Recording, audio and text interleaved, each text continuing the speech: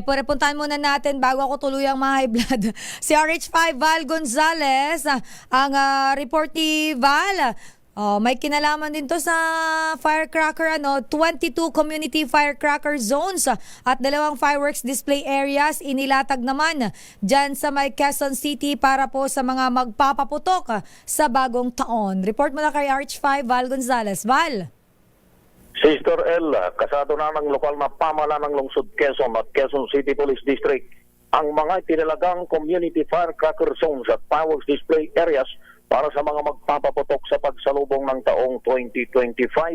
Ayon kay QCPD Acting District Director Police Colonel Melesio Buslig Jr., ang 24 na mga lugar na ito ay mahigpit na babantayan ng pulisya upang matiyak ang kaligtasan ng publiko. Sabi ng opisyal, ipatutupad ng QCPD ang ordinansa at mga batas na sumasaklaw sa pagbebenta, paggamit at paggawa ng mga ipinagbabawal na paputok tulad ng watusi, piccolo, papapa, 5-star at maraming iba pa. At para anay matiyak na mababantayan ng lungsod ay nagtalaga na ng 1,200 personnel at 2,203 force multipliers ang QCPD para maipatupad ang mga umiiral na mga batas at ordinansa na may kinalaman sa paputok. Batay sa naprobahang 2 ordinansa sa Quezon City, papatawan ng multang mula 1,000 hanggang 5,000 piso at may kaakibat na pagkakakulong ng hanggang 1 taon ang sinumang lalabag.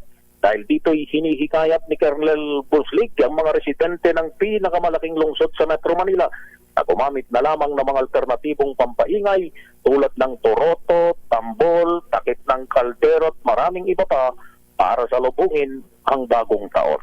Ako si Val Gonzales, DCRH, una sa Pilipinas, una sa Pilipino. Maraming salamat RH5 Val Gonzales.